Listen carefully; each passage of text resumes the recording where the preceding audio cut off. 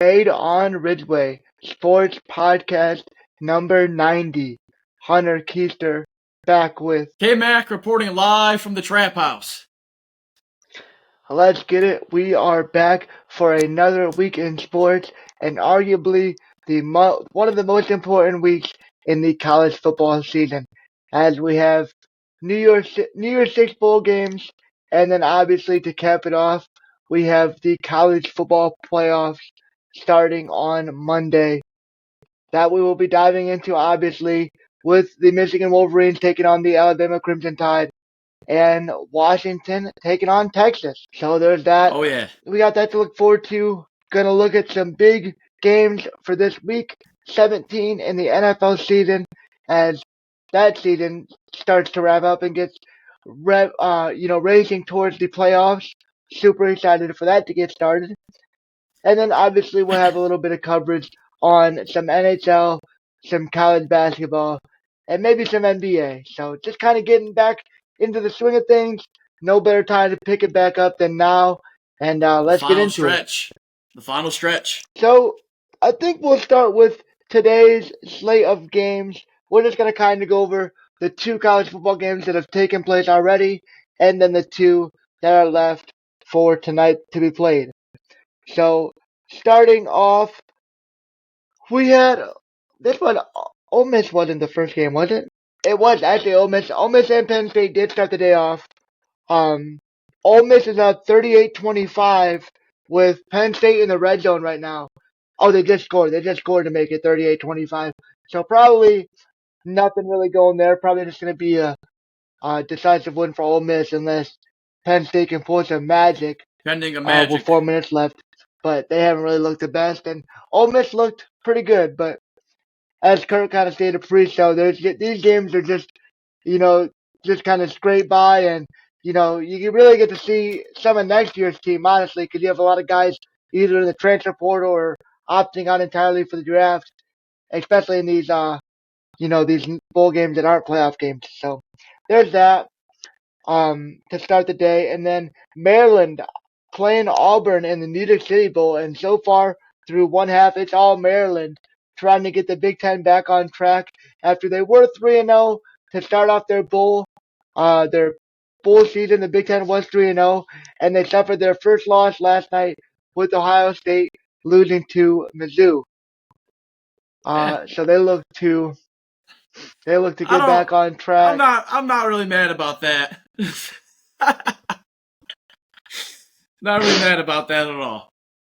Man, some Michigan fan tweeted. He put it perfectly. He said, "I don't know what you guys mean. This is a perfect scenario. The Big Ten was 3-0, and then Ohio State loses to Mizzou. How much more perfect does that get?" I definitely wasn't expecting that though. Right, Mizzou played really good defense. I mean, Ohio State, obviously, we thought that the loss of McCord, I think that some of them fans got to be kicking themselves because you could have at least had him for the bowl game, and instead you guys choose to run him out of town. And now he's in Syracuse.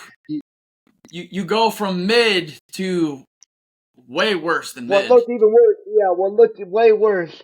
That was kind of my thought process was, let's see if these quarterbacks were really any better than McCord was all season. And truly, they're just not there. Ohio State's going to have to look elsewhere or, something because that quarterback play just wasn't there. Mizzou did have a really good defense and a running back that broke the school's rushing record in that game, in the bowl game. He broke the school's rushing record, career rushing record. Wow. So he was very, very good. The running backs coach, because he is a white running back, the running backs coach came out and even was saying that how he was so good as a white running back and did break the school rushing record. So they had him. They had a really stout defense all year. And as you guys will hear on the shekelup podcast, Kurt and Tony didn't give Mizzou any credit, but I have to pat myself on the back a little bit on that one. You took Ohio State, did you not? It was -3.5. I mean, what you take? No, stop. I don't want to hear it because you bet against them like 6 out of the 12 weeks, and you were wrong. I don't want to hear it. Nope. And I didn't know their best player wasn't going to be playing. which I get it, because now, kind of like I told you, he ain't going to stay. He ain't going to stay. He gone. Now you sound upset. He out. Now you just I'm sound not upset at all. I am not mad. Just I am admit not. that you were wrong. The dude plus 5.5. I'm glad I was wrong. Bang. I'm glad I was wrong. Bang. Let's go. I don't give a fuck. We got bigger shit to worry about. I could care less about those bums down south. You're 100% right on that. Moving on, let's go to these other two games that are going to take place on what Kurt called a lackluster last Saturday. Appetizer. And yes, there is the college football playoffs on Monday. There is obviously you're looking forward to, but I would have liked to see maybe a full card at 12 noon to a night game on this last Saturday.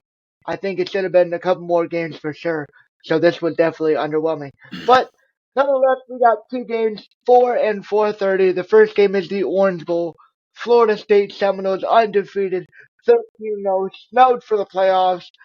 Number 5 overall ranked, taking on the 6th ranked Georgia Bulldogs in the Orange Bowl. Like I said, from Miami, so this is definitely favors Florida State. Obviously, Florida State trip. Yep, easier trip. And what do you think in that one, Kurt? It's a heavy minus 22 line for Georgia in that game. I mean, I guess this is contradicting, but it's going to go one of two ways. Georgia's either going to smack them around like a little kid, or Florida State is honestly going to put up a fight and show why they should have been in this thing.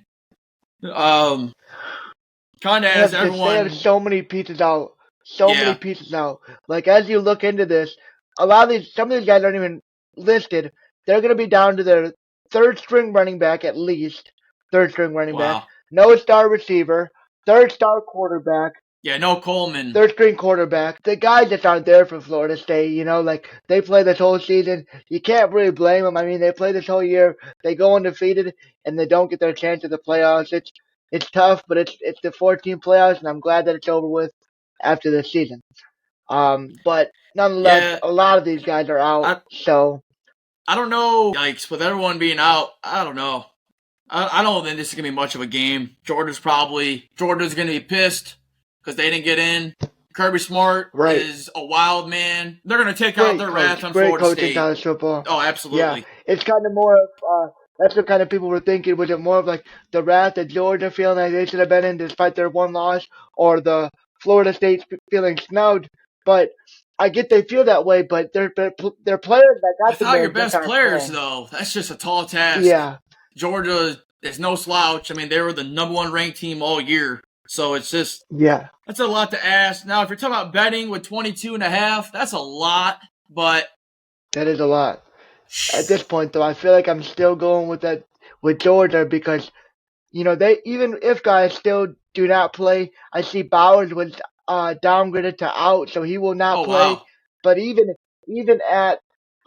with Georgia having a couple guys out, I still feel like Florida State's just completely depleted. They have nobody left there to be not as much depth. Not as much depth. And I don't know if I'd really bet too much on it, but I'd probably lean the way of Georgia laying all those points. But Florida State, they're on a mission, so who knows? Maybe they band together. But if I'm looking at it right now, 10 minutes for a kickoff, I'm going Georgia's way.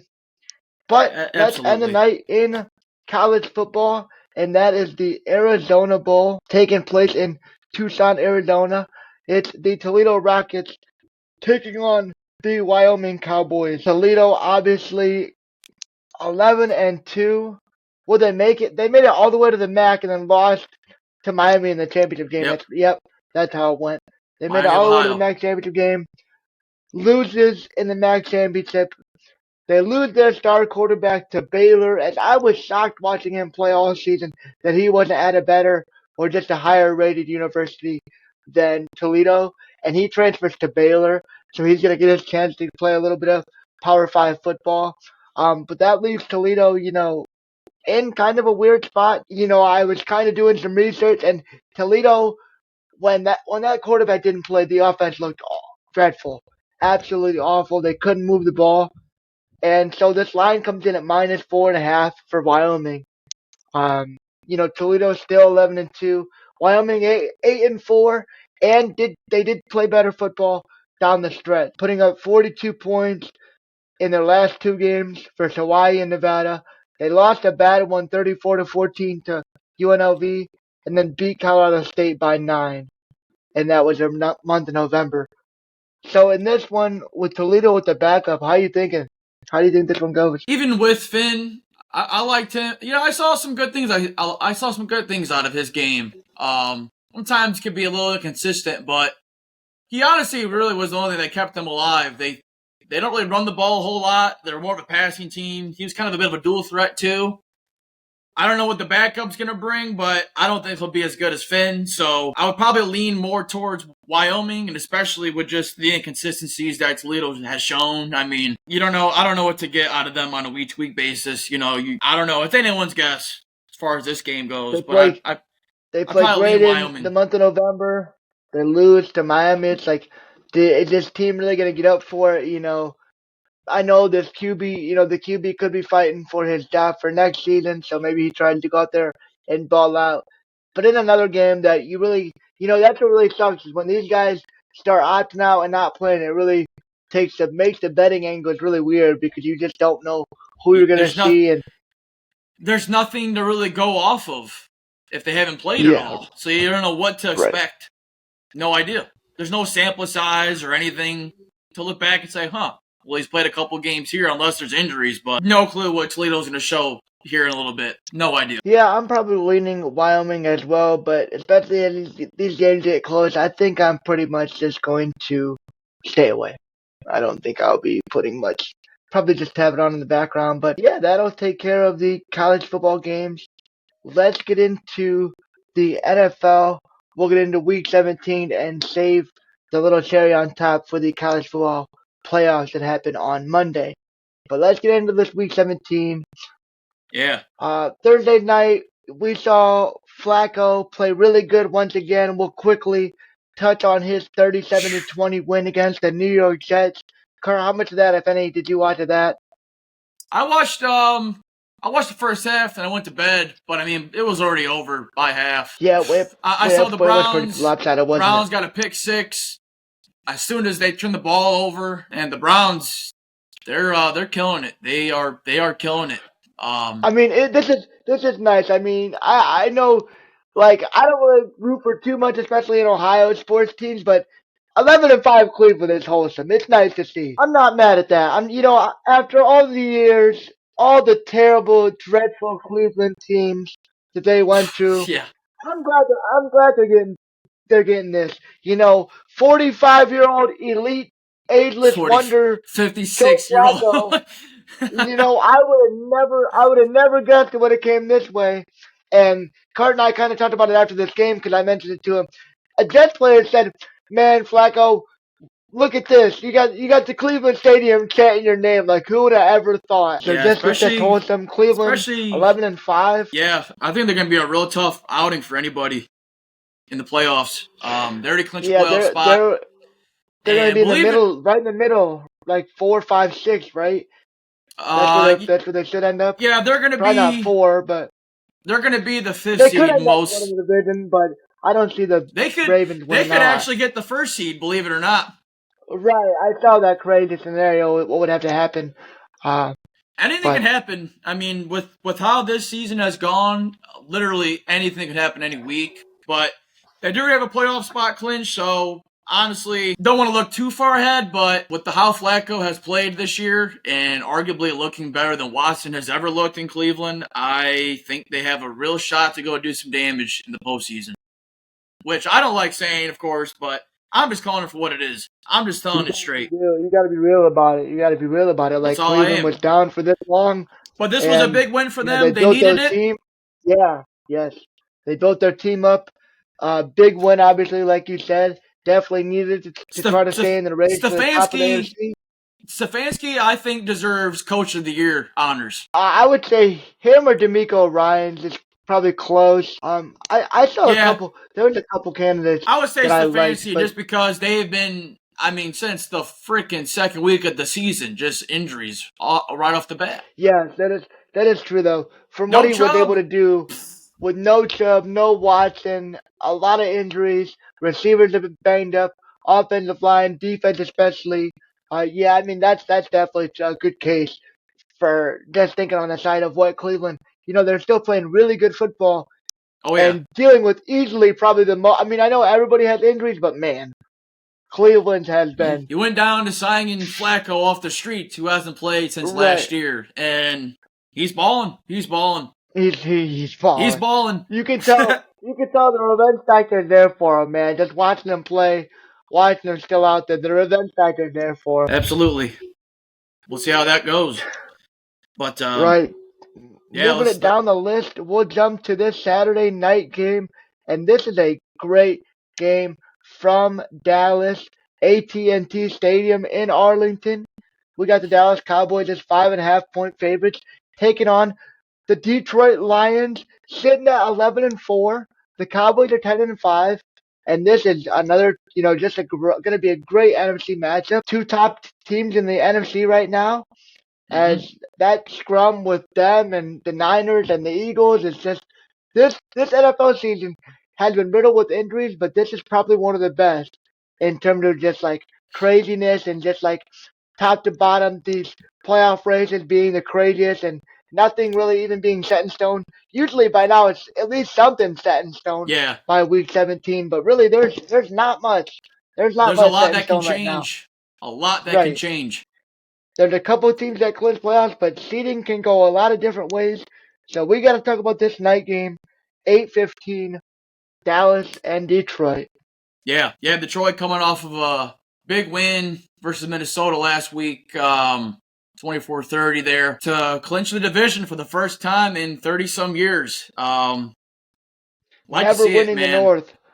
Never. The last time they won the division, they were in the Central. Oh, man. Dallas still looking to try to win their division East if they can. If possible. If they can get the Eagles to slip up, but it's not looking very likely, especially the Eagles got a favorable schedule to end the year. But yeah, Detroit they can still get the second or first seed. They'll need shit to go their way, but yeah, Dallas is probably locked into that fifth spot, and they'll play whoever wins the South Division. Looking at this game, though, by picking who's probably going to win, I'd probably roll with Dallas, though Detroit is going to bring their A game. Dan Campbell, what can you say, man? The players love playing for him. They have a very good formula to beat Dallas with the really good running game led by Gibbs, Montgomery. Their offensive line is pretty good. Dallas has been kind of exploited in that run game department, though Detroit's defense can be sliced through the air, as we saw last week with Nick Mullins throwing 400-plus yards, a lot of receptions, but still a couple of throws away from winning that game potentially. So I kind of like Dallas to bounce back after 2 straight L's. I think they'll get a close win, but I think 5.5 points is a little bit too much for Dallas to cover. On the road and at home, they're different, but I don't think Detroit will tread lightly in this game. I think this will be a very close ball game, and I think Dallas finds a way to win it. Dallas with the 2 in a row, they can't afford a third loss, and I think it really comes down to that. They already have 2 in a row. Detroit's going to come with their A game, so if I'm looking at a side with points, I'm definitely probably way more going with Detroit than laying it with Dallas. But Dallas is just kind of going to hit desperation mode, and, they're 7-0 from home. They can't afford a loss right now. No. Detroit's playing really good football. It's going to be a great game. Dallas could really mess things up for themselves with a loss here, and I could really see Detroit winning this outright. But I think if I'm picking a winner, I'm going with Dallas in a razor close one. Just like I said, desperation mode. Gotta have it. Can't afford a loss, especially at home. You can't go into the playoffs looking like this because it's just. You don't want to head in the playoffs on a bad note. You really don't. You really don't. This was a perfect game for the NFL to isolate on, getting ready for New Year's and to put a game on a Saturday, especially for college football kind of dropping the ball on their last, their last official college football season of the year, the actual year as well, and they dropped it. That probably had something to do with it. They probably didn't want to put on a game Saturday night unless it was a banger, because they didn't want to compete with the NFL putting this one on. I don't know. But At the same time, though, they're really just baking more or less on Monday because that's the real shit. That's the real shit in college, for sure. Yeah, we can go to Sunday then and touch on just some of these bigger games. Don't gotta run through the whole card, but just some of the bigger games. So, Kurt, in the 1 o'clock time slot, what would you consider a big game? Is holy moly, is it me or is there a way more 1 o'clock games than usual? This is crazy. There's a lot. There's a lot. So many. There's a lot more 1 o'clock games because there is no Monday night game, and they also already had a game on Thursday and Saturday. Oh, no Monday makes sense. And then yeah, this 1 o'clock line just extended longer than I thought it would. So that was wild. And it's kind of weird because you're seeing some of the West Coast teams play on the East Coast, like the Raiders are playing at the Colts, and then the Rams at the Giants. Typically, the Rams and Raiders are like West Coast teams. The Niners Same with the Niners and Arizona playing at Philly. Those are all West Coast teams that are typically on that. Yeah, that's probably really what it is, just the way they scheduled this thing. Sense. But as far as these 1 o'clock games go, the one that really catches my eye would be, obviously, Miami playing at Baltimore. That's a big one to decide the AFC right now. 12-3 Baltimore looking red hot. Playing really well, and the Dolphins 11-4.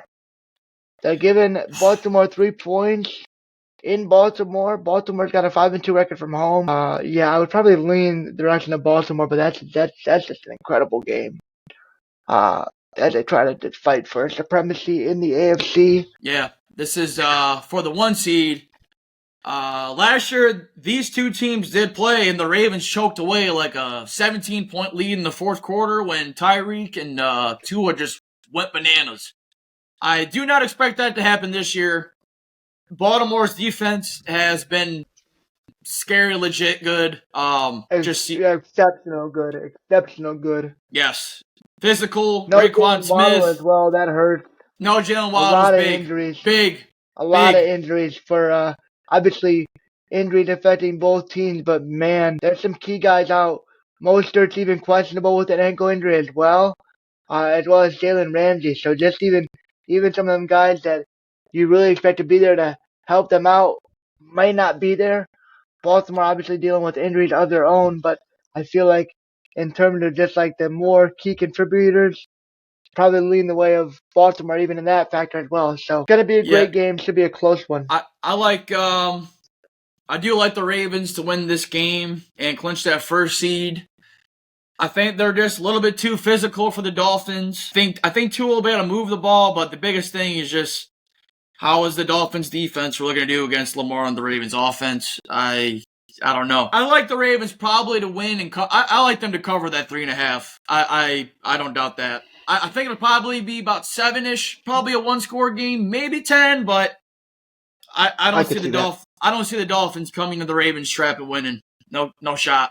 Right. No Waddle. With no Waddle, the Ravens defense will be able to just kind of really focus on Tyreek and let the ball falls wherever it may at that point. So fair. I like that analysis. That's kind of like pretty much the way I'm thinking, A lot of injuries, like I said, more significantly towards the Dolphins, and especially as of right now. I kind of just like the way two top teams in the AFC, but I just like the way Baltimore's playing, and with a little bit more health, only having to lay 3 points, I'm definitely going the way of Baltimore in that one. Absolutely. Any other games in that 1 o'clock slot? Let's touch on, what do you think about Saints-Bucks? This is a big game. The Buccaneers are that is what looks to be they look to be in control of that division right now, and especially if they win this one, it's over for the Saints. Yep, the Saints will get knocked out for sure, but a win would put them probably right back in it. Yep. So that is a pretty decent big game. Let's see, Atlanta's got the Bears though. Also at 1 o'clock, so the Bears probably they're at 6-9, so who knows, but I'd say they could be looking for a loss to try to get that draft, the draft stock better. Yeah. But let's stay with the Saints and the Bucks. 8-7 Bucks, 7-8 Saints. This game is from Tampa. Ooh. 4-3 from home is Tampa. The Saints are 3-5 on the road, so gonna have to get a much needed road win. Kurt, you're shaking your head. I got a feeling you're gonna ride with Tampa Bay and I'm riding with Bake. Bake has been playing some really good ball the past month or so. Really, most of the season he's been playing good. The Saints really did not look too good against the Rams last Thursday, or whenever that was. They really gotta shake some shit up there. They really do. It's just the Saints eat them out. Yeah, the Saints do. Not to say they can't win this game, but the Bucs are looking good, man. They smoked Jacksonville last week. Yep. Yes. The Bucs are looking good. I like how Baker's playing. And then, for the Saints, a lot of them soft-ass Buckeyes are out. Michael Thomas out again.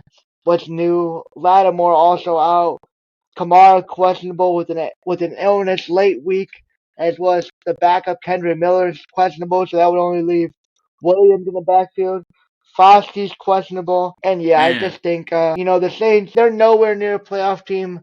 And just getting these wins are kind of sabotaging themselves.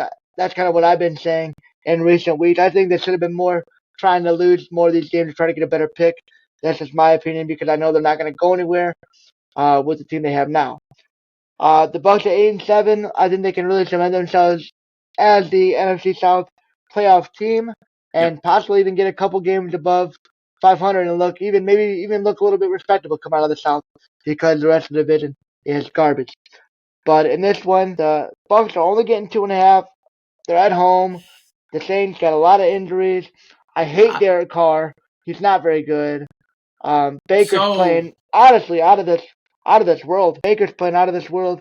Only a little bit statistically better than Carr yards wise, but 26-8 compared to 19-8.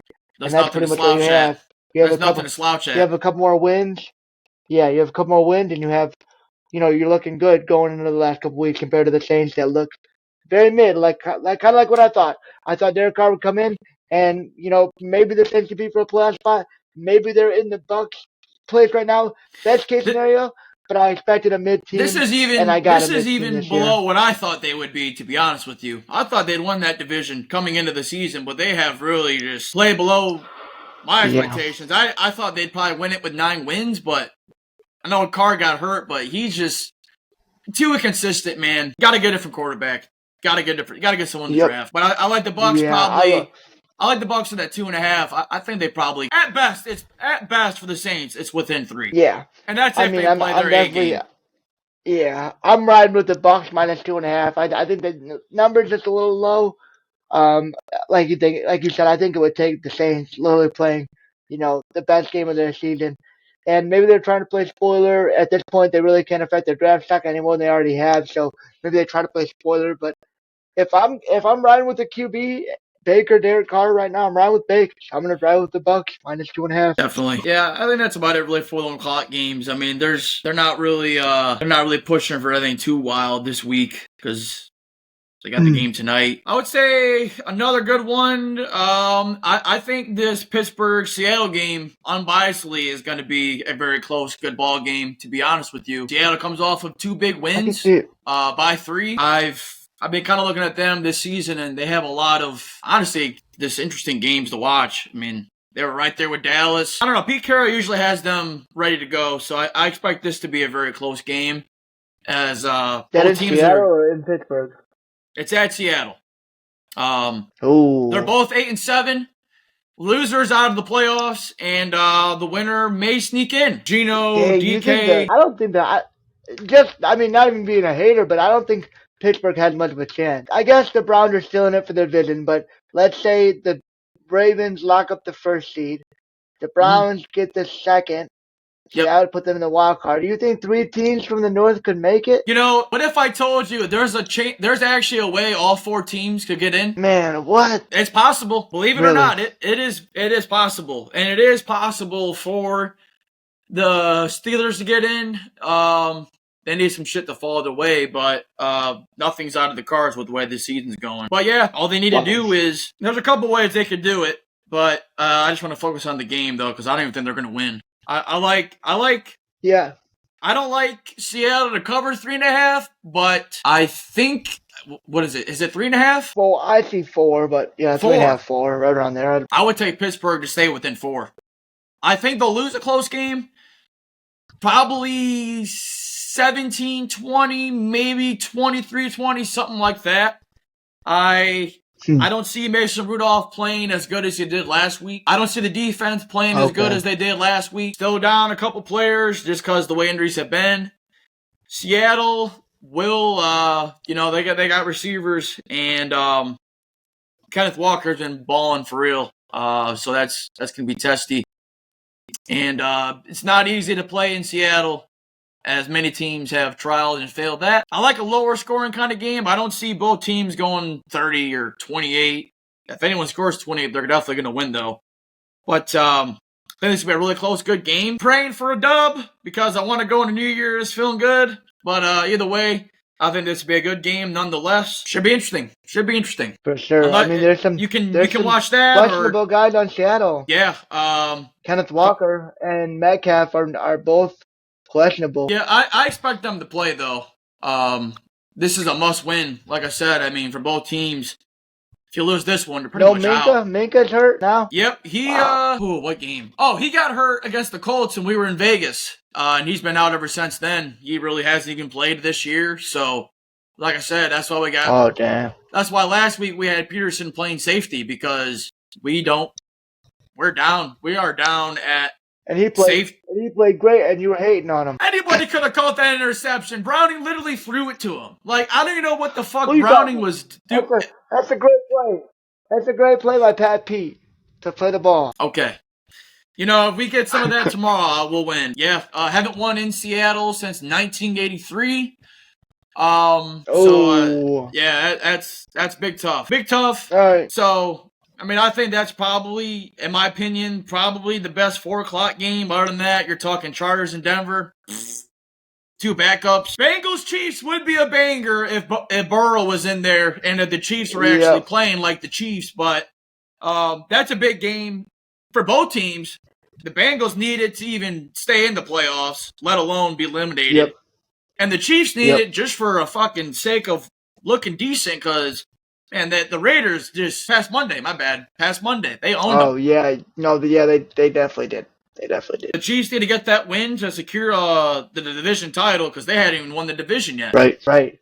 Yeah, they just been sliding. 9-6 treading barely above water. But that I think train cannot get going. No, I'm thinking one and done for them. Ooh. And that'll pretty much do it. I mean, Minnesota and Green Bay. I mean, that don't really mean much. Like just middle of the pack. I mean, it does matter for the playoffs because they're both trying to get in as a 7th seed, but they're both just irrelevant because they're not going to. Neither team will amount to much in the NFC. It's just too many good teams for them. But I think you know what time it is. Yeah, let's cut the crap. Let's get into Let's get down Mondays. to business. Let's get down to business. Let's get down to what really matters. Let's talk about the college football playoffs. And we don't even got to wait long to start to talk about these Michigan Wolverines at 5 p.m., the first game of the afternoon on New Year's Day on Monday. It's Michigan Wolverines, Alabama Crimson Tide. It's from Pasadena, California. It's from the Rose Bowl.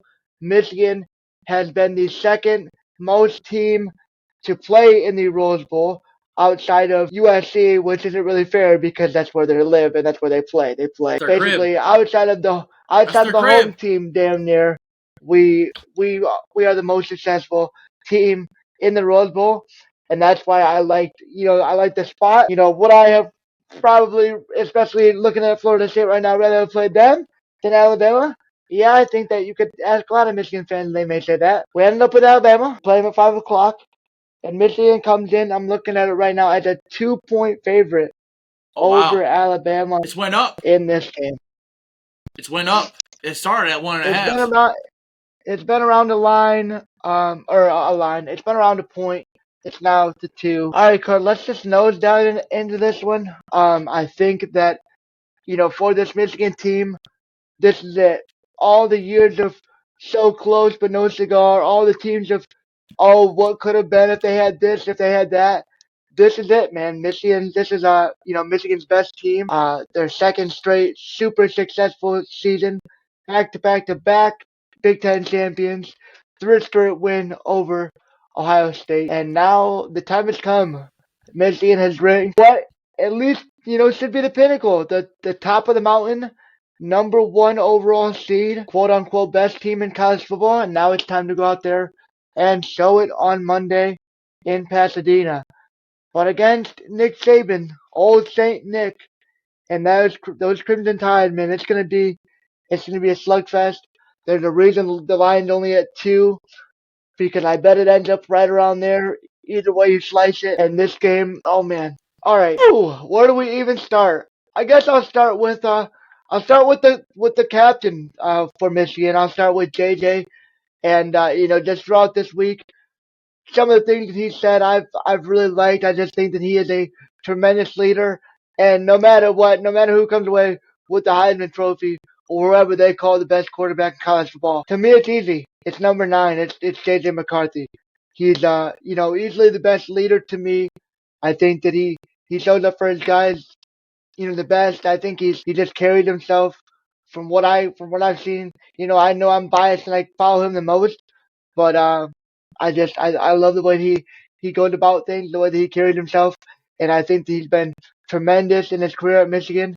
And if these are, hopefully the last 2 final games that we get to see, this is just time that I want to say just hats off to him. He's been a tremendous leader, and he's one of the biggest reasons why Michigan's is successful. I think that he is who should be talked about first, as he's going to be, I think one of the major reasons why Michigan succeeds, or one of their major successors for failure. So I guess just to start, what do you think about JJ? What do you think about his time at Michigan, and just what do you think about him?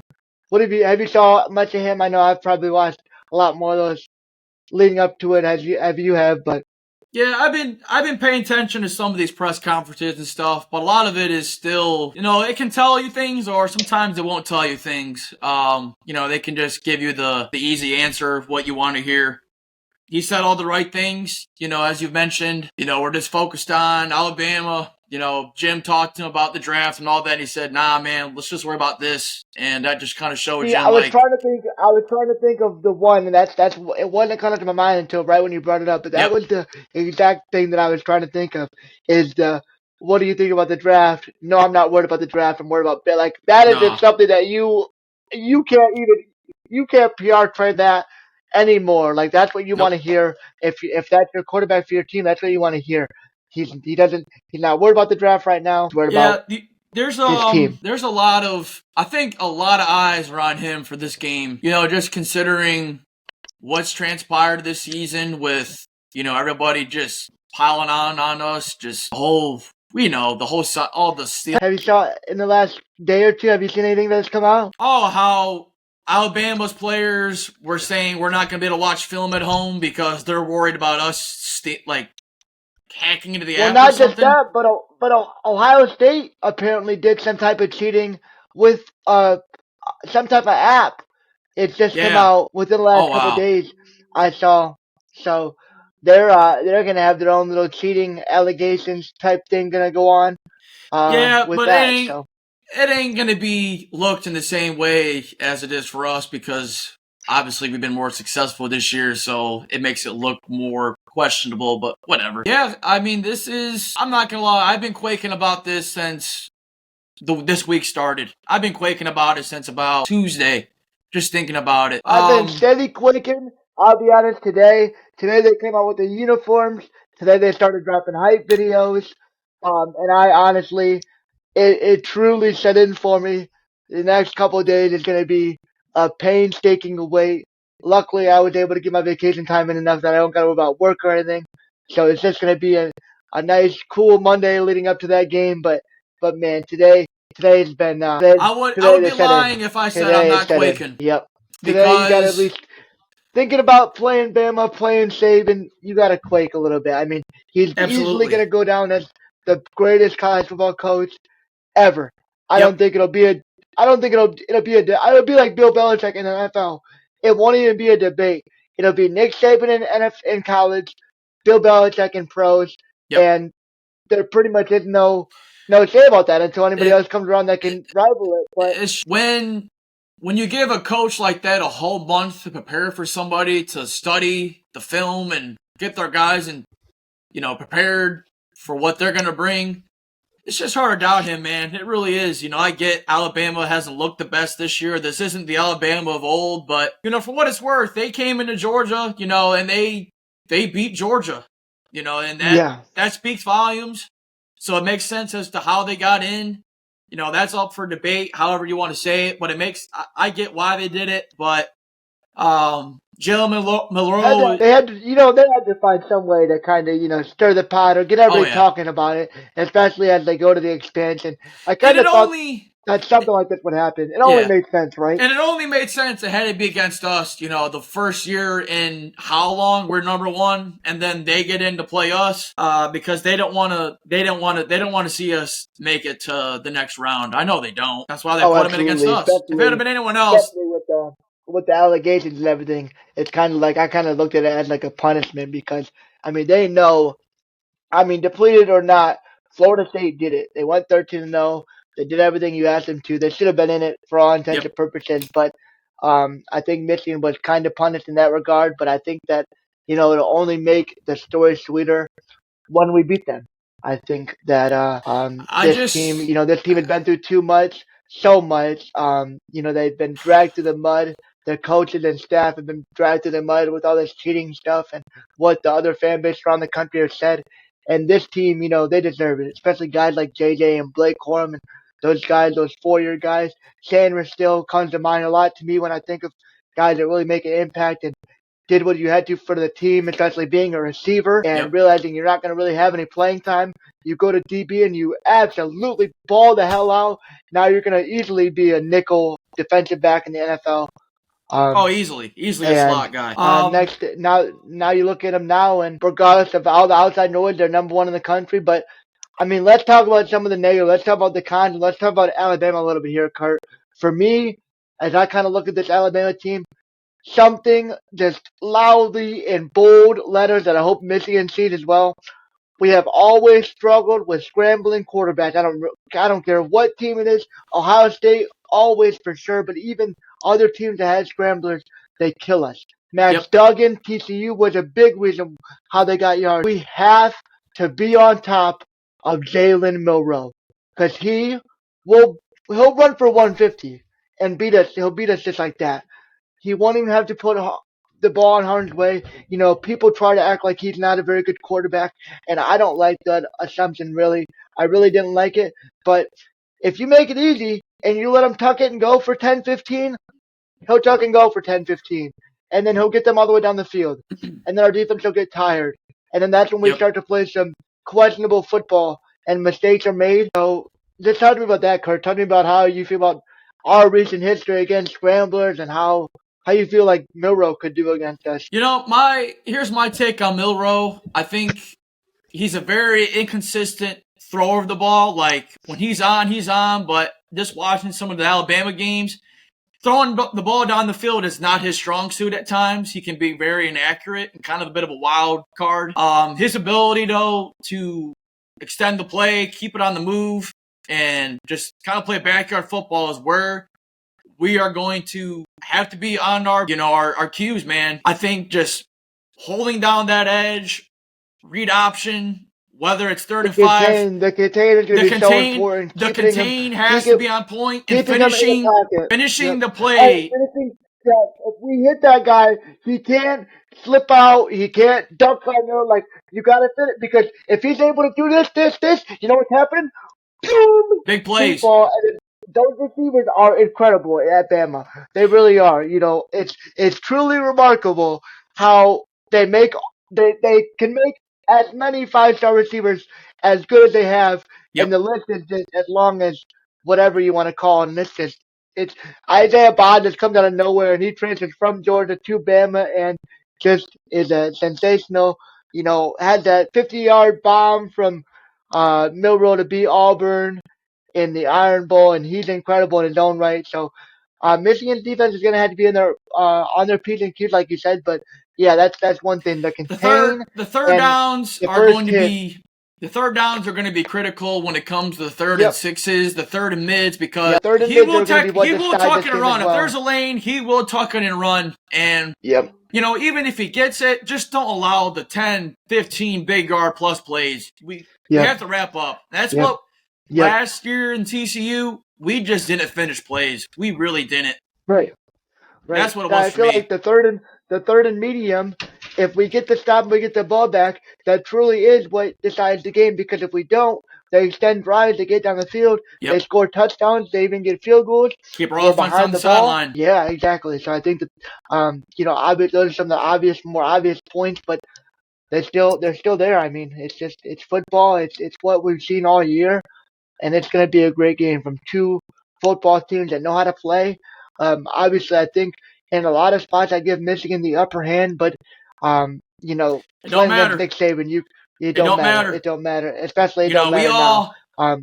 We all laughed at TCU until it was fucking halftime. We were like, "Oh shit, what is going on?" We're in for a game. And I am not looking to anybody that's looking past Alabama. You are a fool. Yep. And there's Michigan fans that are absolutely looking past Bama. Couple guys at Barstool, like I've seen, LeWine's come out and said double digits, and I've seen Dave Portnoy has a literal $1 million bet, $1 million on Michigan money line to win.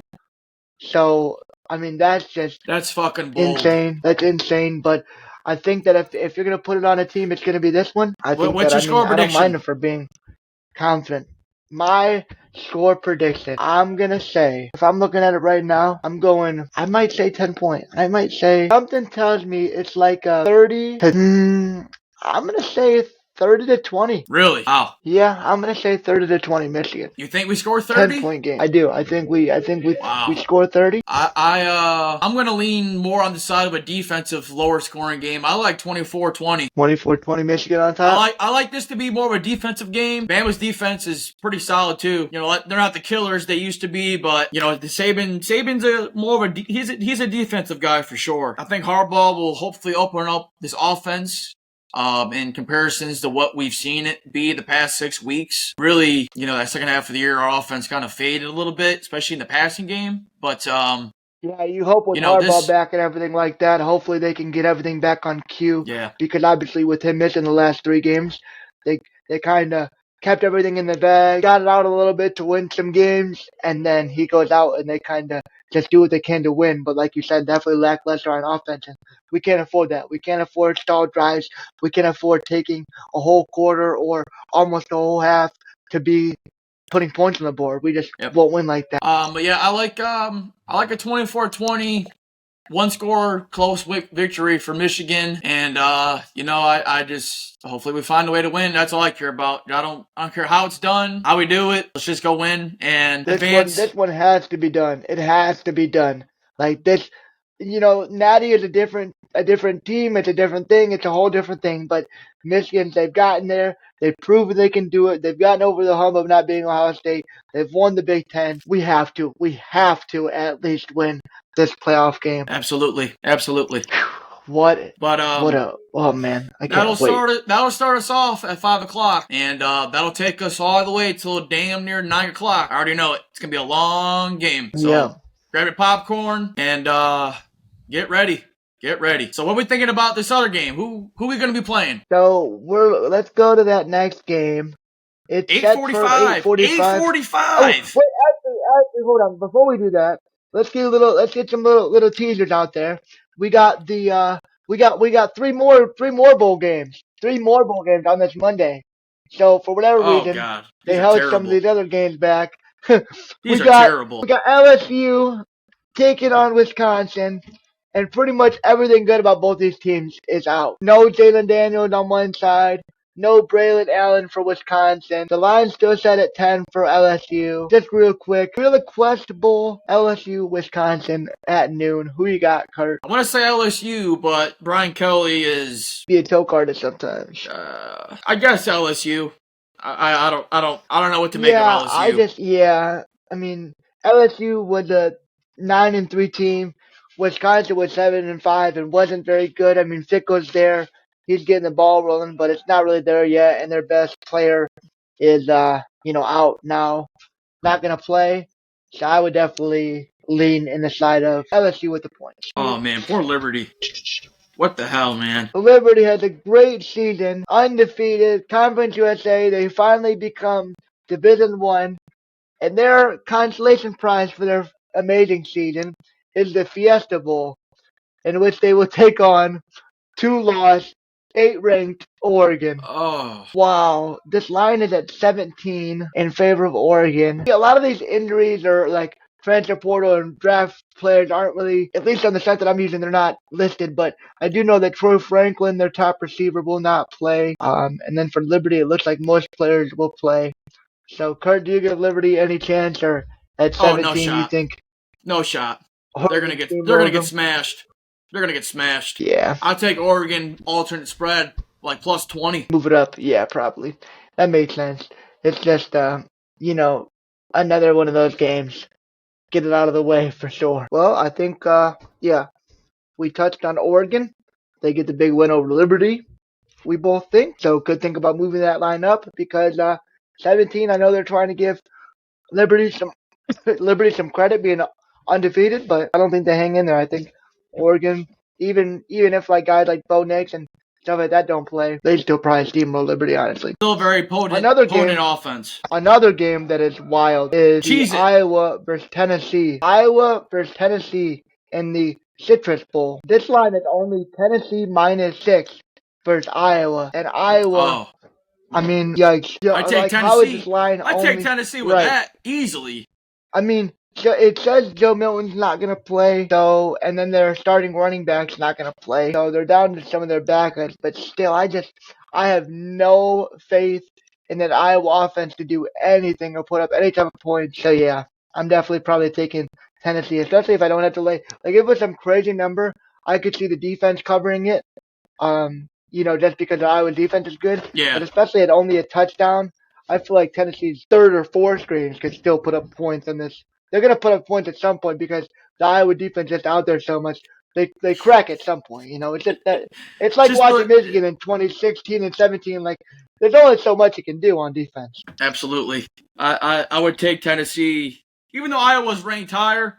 I would take Tennessee to cover that for sure. And now, after hopeful and successful Michigan Wolverine victory, we will head to the next game, which is the Sugar Bowl, which is from, that's in New Orleans? I didn't know that. Yeah. The Sugar Bowl is in this New Orleans stadium. Oh, if Michigan would have played there, I would have definitely went. Dang. It's going to be number 2 Washington at 13-0 versus 12-1 Texas. 3 versus 2. Man, this one is interesting. You got the battle of, Texas, who I would consider a more complete team, with Washington and that high-powered, explosive offense. Teams are relatively healthy. Texas is missing their running back, as well as a receiver looks to be out, and then Washington looks to have a pretty clean bill of health. The line's at 4 for Texas, -4. Man, this one, it's interesting, right? It's interesting. I want to take Texas because I think that the defense is better, but Michael Penix could really carry them, and I could see him dueling and really having the offense keep him in it. But this game seems like a touchdown ending to me. So I don't know if I would want to pick up the points with Washington and risk Texas winning by a touchdown, or lay it with, and then Washington field goal game, you know what I mean? Well, as they say, anything can happen any day, any game. I feel like if Quinn Ewers has a couple of turnovers, they're in trouble. Anytime you're given a good offense, extra possessions, there's really a lot of pressure put on you. So Penix is going to need to play a great game to even keep them in it. I'm personally going to roll with Washington +4. I don't think they win, but I think Texas will probably win, probably by a field goal. I know they're going to score on that defense because Washington's defense is not it.